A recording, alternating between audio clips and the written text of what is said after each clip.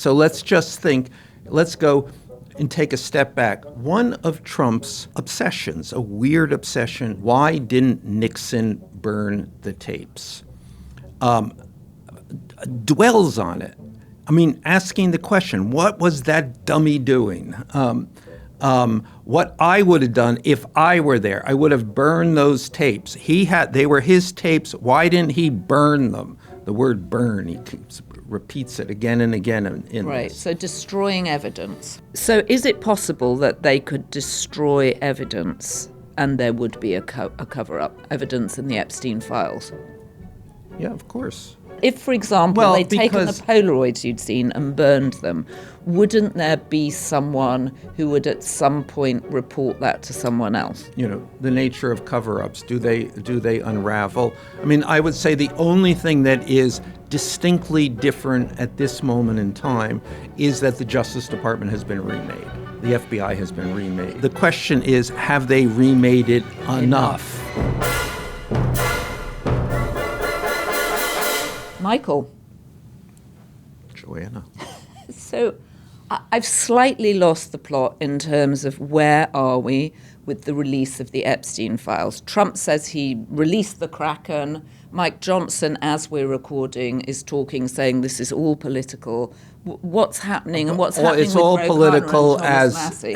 as a good part of his caucus is voting to do exactly that. So and have been so, sometime these yeah, brave so women I going don't, up against them and Thomas Massie. Yeah. So I have no idea about how this has become political. It seems actually a consensus has been arrived at. But let's do this where we are, because I think it is hard to know what is going on. It is hard to know what will happen. It's hard to know what has happened. Right. So right where we are right now is the Democrats released a handful of emails from Jeffrey Epstein, which came from the Jeffrey Epstein estate. The Republicans then released 20,000 of them.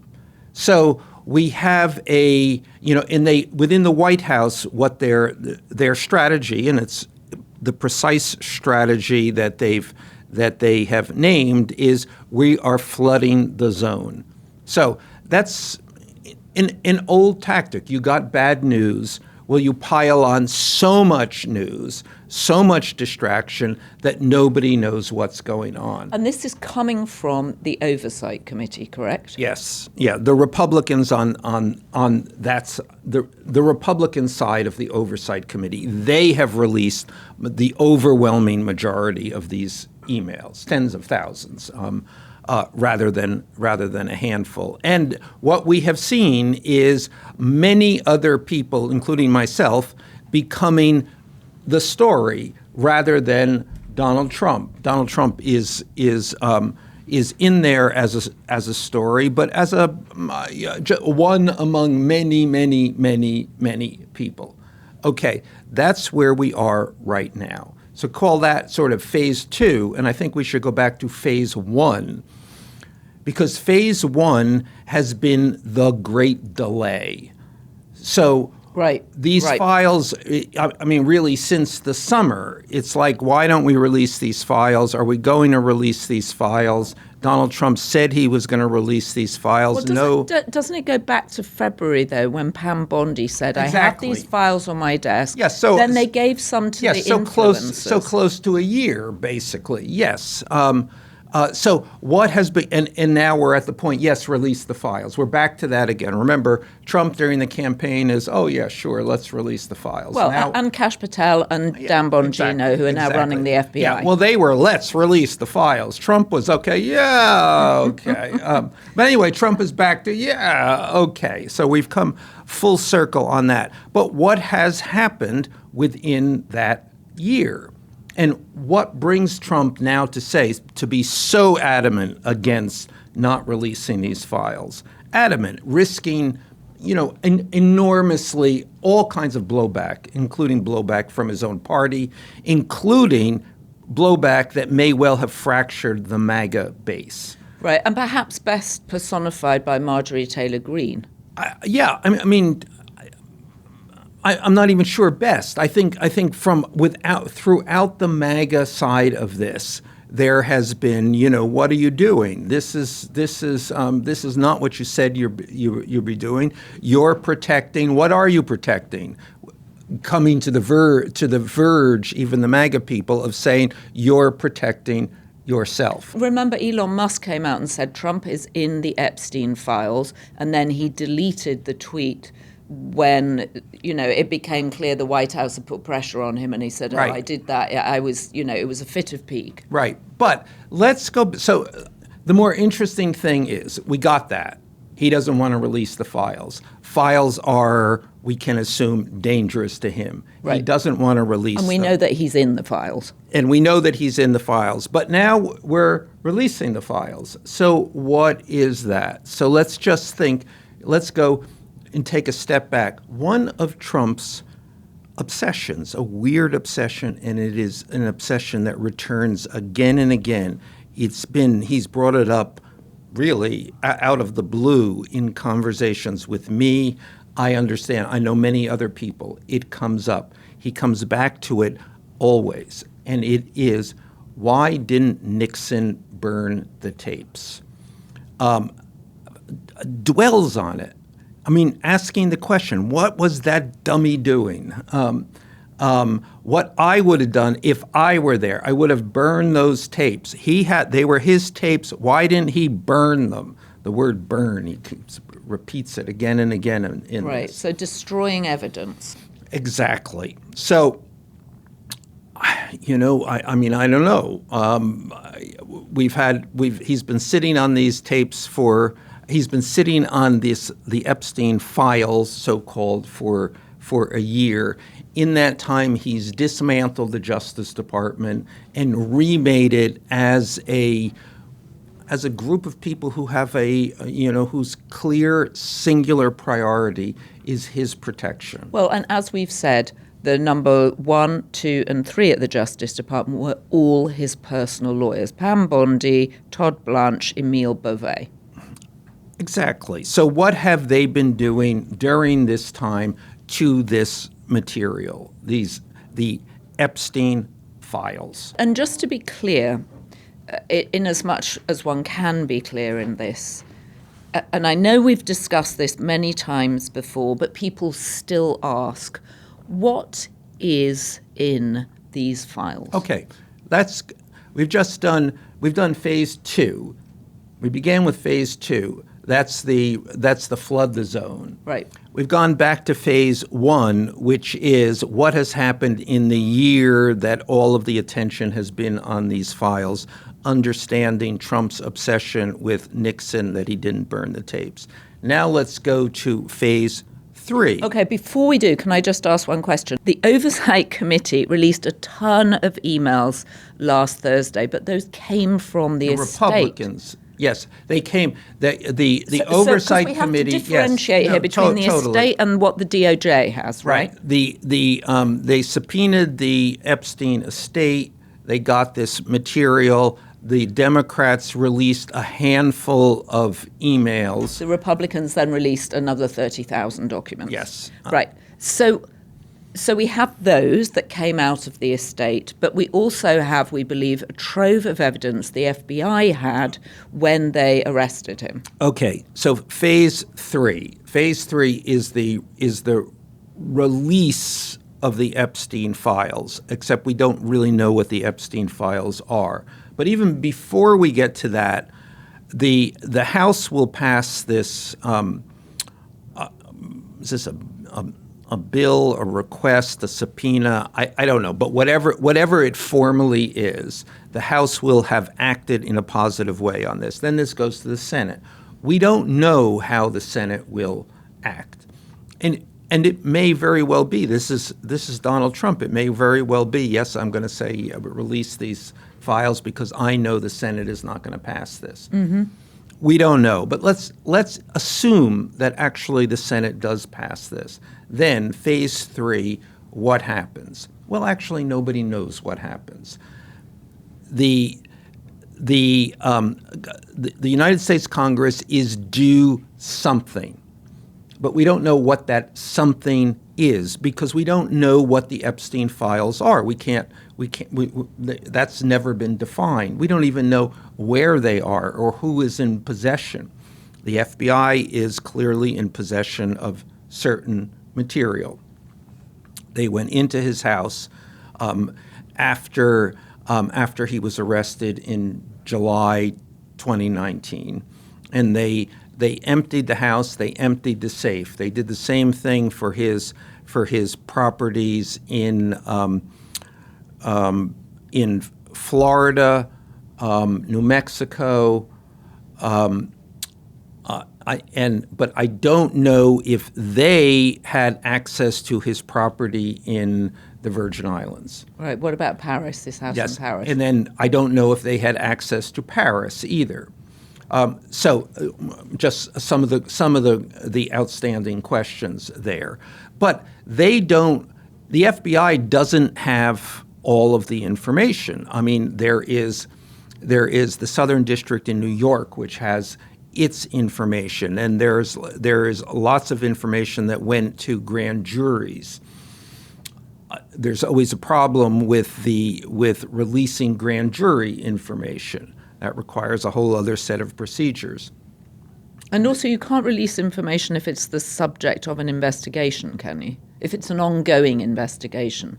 I don't know, but there are layers and layers and layers of procedural and legal questions. Then there's information that's held in the federal district in Florida.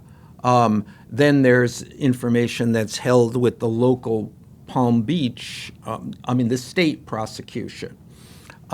There is, one would assume, a reams of financial information. I mean, one of the other sides of this scandal is the banking dimension of this. Another place, by the way, where Donald Trump is vulnerable.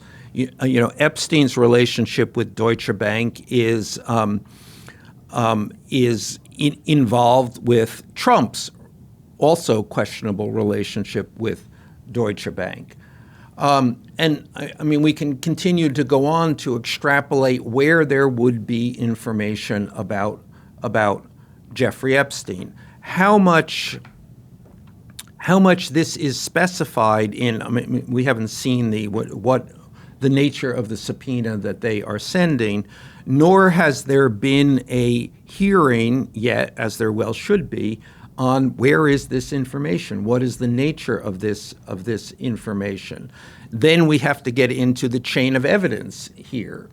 As I have said repeatedly, I have seen pictures of Donald Trump around Jeffrey Epstein's pool with a set of women, age unknown, but which would certainly be, at the very least, hugely embarrassing to the president.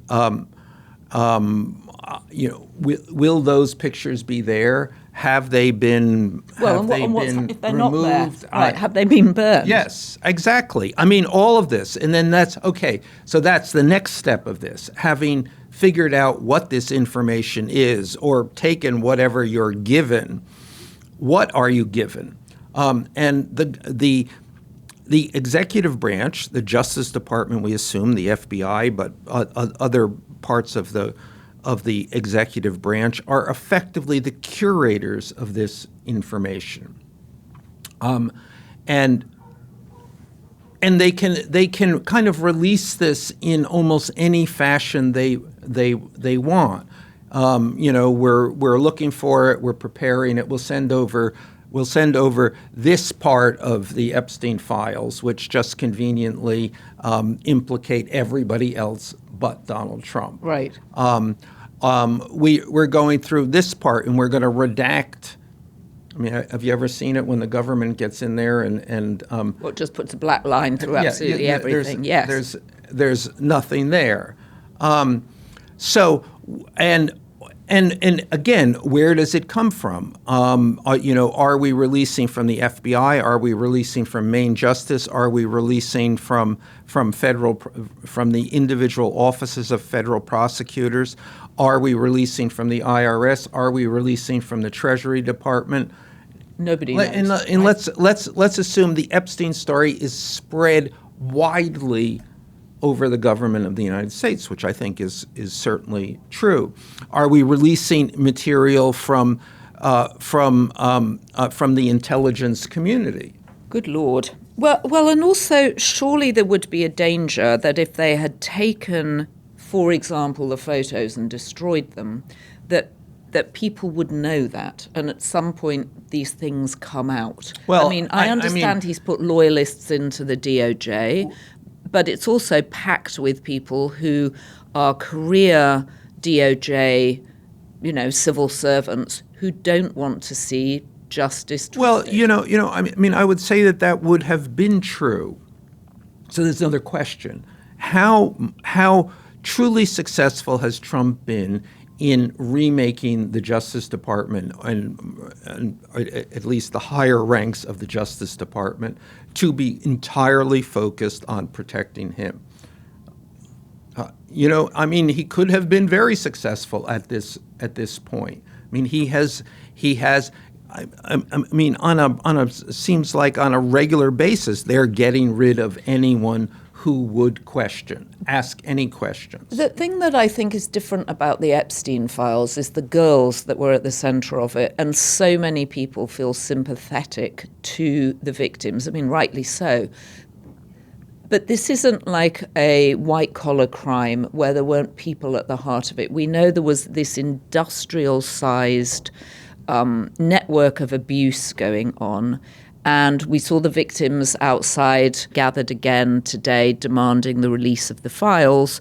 And I think internally, even if you are a Trump loyalist, there are people who have tremendous sympathy and want justice for the victims. But that actually plays into the Trump hand. And they can go through this and release material that relates to Epstein's abuse of these victims and perhaps other people in their abuse of them, and we just don't release any information that implicates Donald Trump. I don't think at any point this has been about protecting Jeffrey Epstein or protecting many of the people in Jeffrey Epstein's orbit. It has been about protecting Donald Trump. What does happen next? We're waiting for this thing to go to the Senate. We're waiting for the Senate to vote on it. Can it get released? If Donald Trump just says release the files? Yes, he could. But let's assume that he's not going to do that, or let's assume that he's so. Well, he seems to have already done that. He has so cleansed the files at this point. Right. There is, and let's go back to burn the tapes. What Donald Trump is not going to do is create a situation in which he himself could be implicated. So.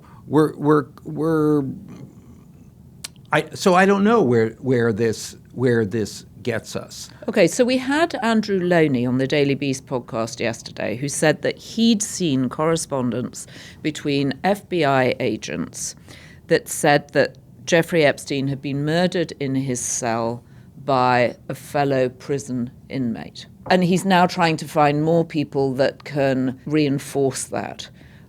It all sounds so conspiratorial and so absurd at this point, and yet, have you heard anything? No, and I think that's bullshit, frankly. Okay. You think he committed suicide? No, I don't know. I don't know what happened there. I've said again and again, it's implausible that he died the way they say he died. It is also implausible that if that happened, if there were such communications from FBI people, that this would not come out. These AUSAs are what is an AUSA? Assistant U.S. attorneys. Oh, okay. Are they're straight arrows and arrows, particularly when it comes to protecting themselves. They don't keep secrets that could come back and bite them.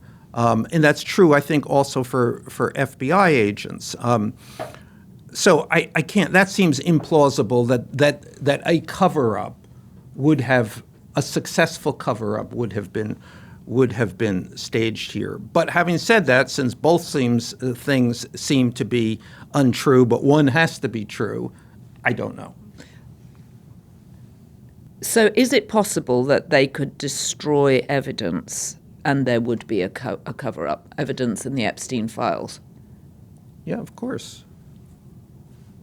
That seems... But your whole point is they couldn't do a cover-up of Jeffrey Epstein's death. Why would they be able to do a cover-up of destroying the evidence? If, for example, they'd taken the Polaroids you'd seen and burned them, wouldn't there be someone who would at some point report that to someone else? Well, you would think. You know, the nature of cover-ups, do they unravel? I mean, I would say the only thing that is distinctly different at this moment in time is that the Justice Department has been remade. The FBI has been remade. They can't have remade absolutely everything. Well, they don't. This is a question. They may not have. The question is, have they remade it enough? All right, so let me ask you another question about the Justice Department, given what we heard yesterday about the James Comey indictment. Let's talk about Lindsey Halligan, who you have been talking about for some time. She was put in as the U.S. attorney in Virginia. Just understand, it is crazy, unprecedented, unimaginable that Lindsey Halligan, who has never practiced criminal law, has never... I think tried a case. I mean, who has been billed as an insurance lawyer, and yet she has been made a U.S. attorney. It's not. But the judge overseeing the Comey indictment appears to agree with you. I mean, the judge was flabbergasted and went down itemized the way. Everything that she had done wrong. First thing, she presented this person who has never been quite possibly never been in a courtroom before. To be fair, she may have watched lawyers on television. Or may not. She may know nothing about anything, which it would appear is the case. She presented this case before the grand jury and made error after error after error. I mean, stupid error, unbelievable error after error after error. And then basically the judge said these errors altogether and or individually mean that the case can't proceed. It gets thrown out, basically, right? In such a profound way, but not even. She was not even in the. There was just no professionalism here at any level. I think of it almost as her bringing it in a foreign language, that she doesn't speak the language of the court, she doesn't speak the language of the law, and that's actually the language you need to speak when you're bringing a serious indictment against the former head of the FBI, a Republican. I'll say. So at any rate, this is, I mean, it would seem that they're going to throw this out. And which becomes a loss for Donald Trump. I would say it's what is a loss for Donald Trump? That always is the question, because it would be a loss, a profound loss, and a major embarrassment, a humiliation for any other administration. What do you mean, that he'll just ride through it? Yes, but putting Lindsey Halligan in that job would have been just not imaginable for any other president. Well, and it doesn't bode well for the other cases Lindsey that Halligan, he's bringing. Even the people around Trump, during the campaign, because she was kind of in and out and one of his hot lawyers. But the people around Trump would go, Lindsey Halligan. Well, and it also doesn't bode well for the other cases they're bringing against Tish James, and they're trying to bring against Lisa Cook. Yeah, no, I'll say. And Jack Smith. So you not only have two things here, which are kind of run on parallel tracks. You have the injustice and the exceptional circumstance, the intolerable circumstance of a president trying to prosecute his enemies. We're in a world of authoritarianism, a world we never could have imagined we would find ourselves in. And this is not done secretly. This is done out in the open. Prosecute his direction to his Justice Department, prosecute my enemies. And also his enemies in the Republican Party, not just Democrats. Anybody who has crossed him. Okay, so you have that. Extraordinary. But then on the other hand, you have the rank incompetence in the way that they do it. So it's an authoritarian and an incompetent authoritarian, right. Which might be, I don't know. Maybe that's a better that's thing. That's the saving right. grace. Yeah, Maybe that's a better thing. So Trump has moved rapidly on. As we're speaking, he's preparing to entertain MBS. I mean, talk about just moving rapidly on. And world leaders are still coming to pay homage to him. Thoughts? Okay, but I can bring MBS back to Jeffrey Epstein. Go on. Everything comes back to Jeffrey Epstein. Epstein. And remember, the MBS thing is, you know, I mean, we should get into this in its particulars. Saudi Arabia, MBS. Remember, MBS is the first visitor to the White House in the first administration. Then there's Khashoggi. Remember, they cut Washington Post correspondent. They cut up Khashoggi, and then Jared Kushner befriended MBS and sort of excused the Khashoggi thing, and then got $2 billion from the Saudis. I mean, it's very important to see the Saudis in the Persian Gulf as this bottomless source of cash. Cash that's clearly flowing into the Trump family coffers. I mean, there's now a big Trump something or other going up in Riyadh, I think, or there's plans for this. So Jared's business, Affinity Partners, got kicked off with a $2 billion investment from the Sovereign and even Wealth in the Fund. White House, people in the White House would say that Jared was wholly owned by the House of Saud, by the Crown Prince. So, and I mean, I think let's just come back to this, the connection between the Trump White House and the Persian Gulf. I mean, I think that can't be. It is key. It's vital. It can't be overestimated. But there's also an Epstein connection to MBS. Epstein was quite close to MBS. I mean, this started before, when MBS was was the second guy. It wasn't necessarily clear that he was going to take over, but anyway, a significant power in the family. Epstein giving MBS financial advice. Epstein once described to me, it was illegal to bring unaccompanied women into Saudi Arabia. It was illegal to bring unaccompanied women into Saudi Arabia. Okay. He would dress the women accompanying him as flight attendants. I mean, he thought this was a. He would dress the women he was taking into Saudi Arabia. I mean, he had a plane, attendant. so they were right. So they all had to put on a costume at the end of the trip. Exactly. And then I said to him, well, what would happen otherwise? He would, and then I remember he went, well, get your head cut off. Oh my goodness. But at the same time, he was there, and he was talking in the year before he died, he was talking about setting up and getting himself a house in Riyadh. I mean, this was a close relationship with the Saudis. And I mean, he would describe MBS as he was a video game player, and. Okay, so he was a video game player who's now at the center of the economy of the Middle East. Exactly. And at any rate, this all comes back to Epstein. Yeah. Wow.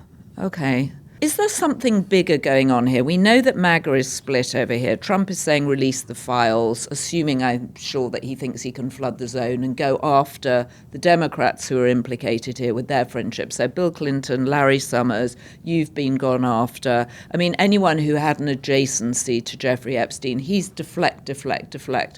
Very notably, the people around him, J.D. Vance, Marco Rubio, have been very, very quiet. Right, and just let me add, and remember, he's already instructed his Justice Department to investigate these people who have had relationships with Jeffrey Epstein, these Democrats who've had relationships. Are we actually in a new moment here which could be threatening to Trump? Or is Trump still very much in control? I mean, I think there are two ways that you have to look at this.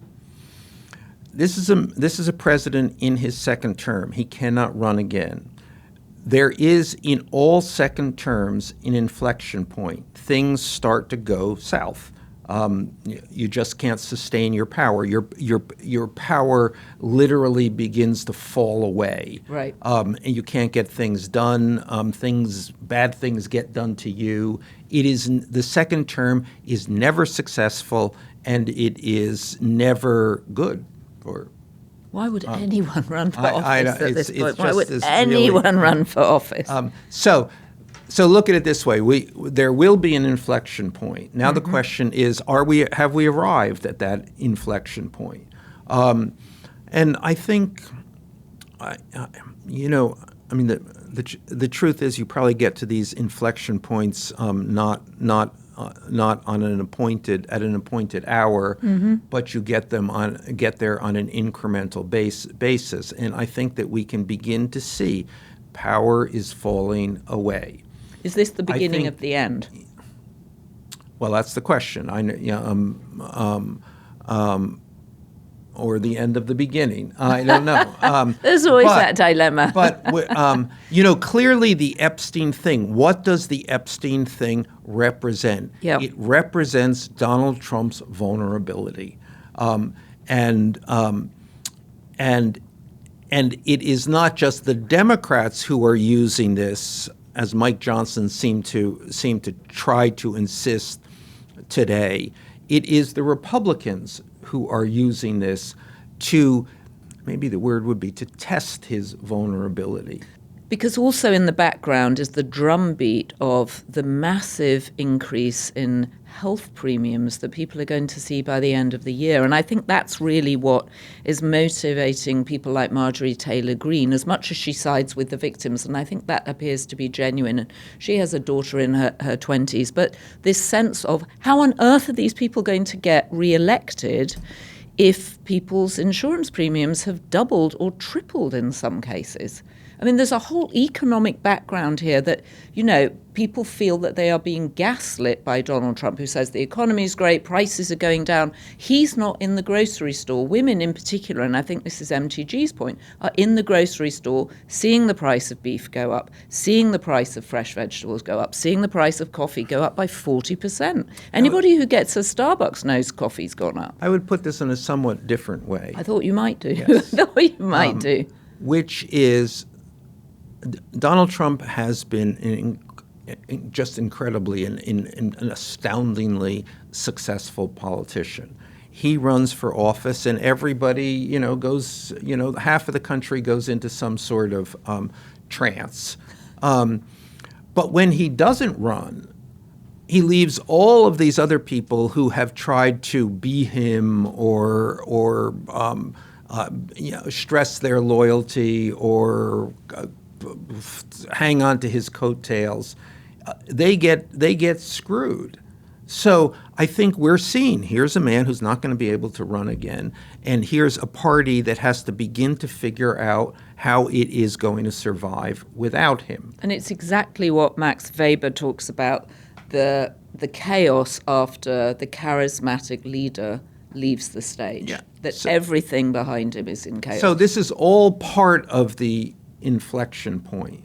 It's all part of not just the failure of his policies, but the sense that that he's not going to be there anymore, and you got to pick up the pieces and you got to find a way forward. Marjorie Taylor Greene is a very good example because there is a rank opportunist if there ever has been one. She knows which way the wind is blowing, and her finger is out there, and it's not blowing in his direction or from him or whatever the metaphor would be. Yeah, no, I think she's a very interesting, I think another analogy would be canary in a coal mine.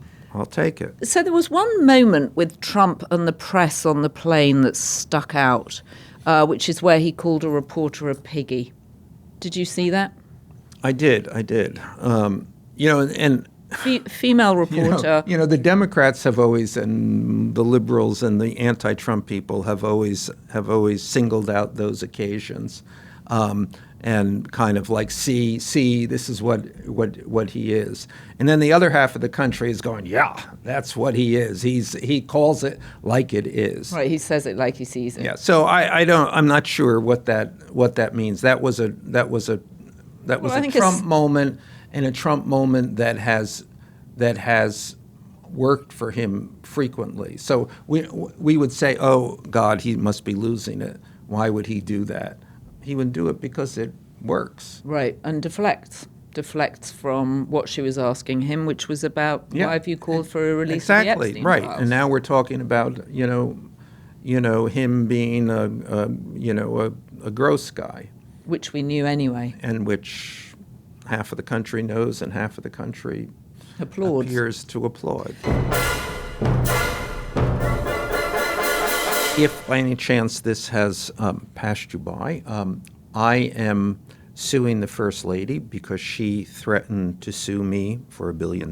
But before she could do that, I have sued her, and which means that I will seek her deposition and her husband's deposition and the depositions of anyone else who can shed light on her and her husband's relationship to Jeffrey Epstein.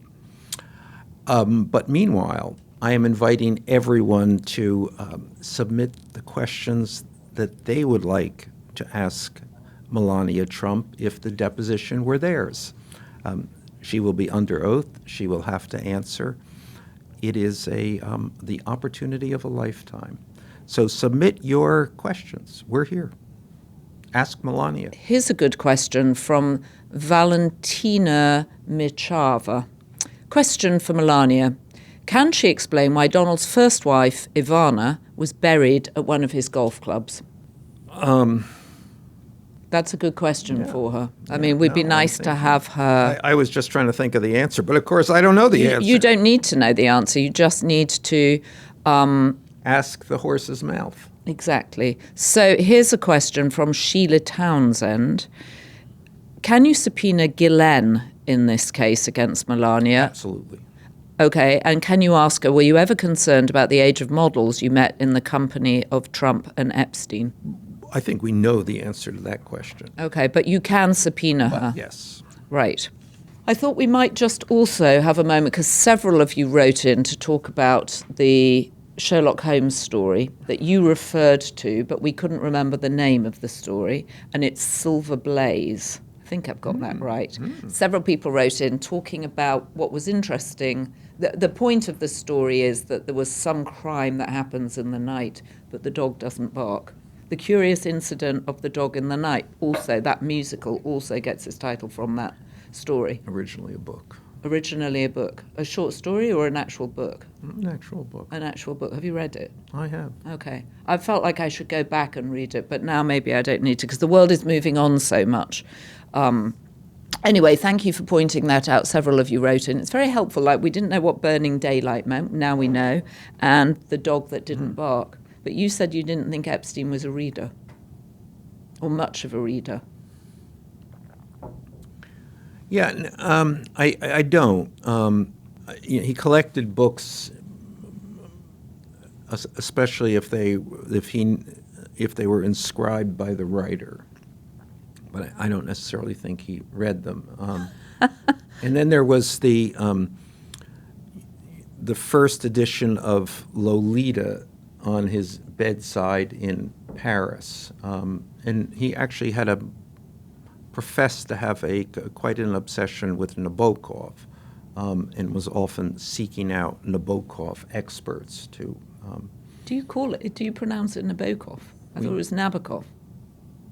Is that an English pronunciation? I think it is, or we may have them reversed. I may be giving the English pronunciation, and you may be giving the American pronunciation. Very possible. Actually, Andrea Hodel sent in a note from Melania saying we should get a fashion expert to analyse Melania Trump, which actually I think is a very good idea, but especially because of the hats she wears that creates a sort of physical defence around herself, as if she's Aren't you starting a fashion vertical? Oh, Michael, thank you. We are. The Looker. The Looker is our new fashion vertical. We're going to be talking about style, beauty, ambition, and actually how you show up in the world, because our faces are now content, our bodies are branding. I didn't mean that to give you an opportunity to. No, but you did give me inadvertently. You gave me an opportunity to talk about it. It's really about the fact that everybody's on camera at all times at this point, and our faces have become content. Our bodies are branding. You know this from your own Michael Wolff NYC Instagram. People tune in as much for your cardigans and your choice of corduroy pants and your whatever's going on in your lovely house as almost as much as they do for what you have to say. So it's really looking at that and examining it and figuring out how much plastic surgery can one have. So I'm going to have to be a guest on that too? You could be a guest on that. Would you have plastic surgery? I would not, but that's me. If you did have plastic surgery, what would you have done? You really don't need any. As I'm looking at you, your face doesn't seem to have fallen in any way. Yeah, no, I don't think I've never considered the question. Okay, it's interesting. never have been an option. Okay, well, I have noticed that you like getting clothes from England. Almost all of my clothes are from London. Okay, well, we have a very good video from Scott Galloway on when he first decided to go bald and how it was actually an erotic experience.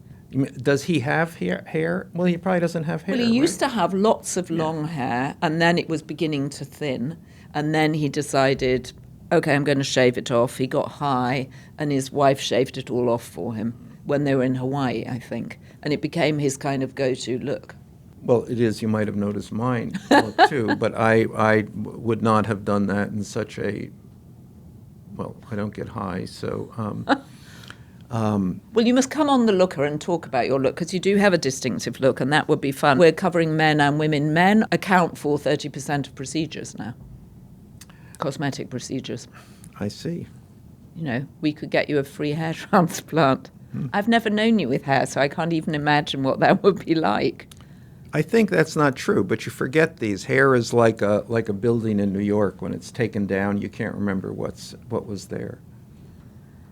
Okay. When we first met, which was 25 years ago. Did you have grey hair around the edges? I think I had a full head of grey hair. No, you didn't. You definitely did not. I'm sure that I We're going to get pictures. Anyway, check it out, The Looker. Oh, Michael. We'll be back on Thursday to discuss more. And who knows what will have been released by then.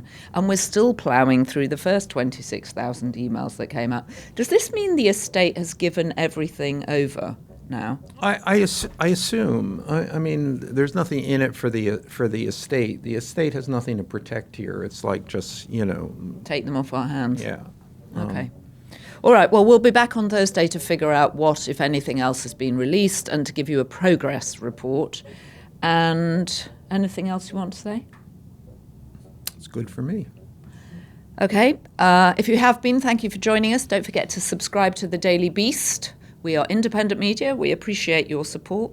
Feel free to leave us a comment on YouTube and review us on Spotify and Apple, wherever else you get this podcast, and subscribe to the podcast. And don't forget, be beast. And thank you to our Be Beast tier: Herbie, Andrew Mellor, Fulvia Orlando, Laz Conde, Sandra Clark, M. Greiner, Bonzo, Val Love Francisco, Bocock DC, Karen White, Heidi Riley, Connie Rutherford, Sharon Shipley, Andrea Hodel. I think it's Hodel. We've been through this before. Devin Anna, Jesse, without you, where would we be?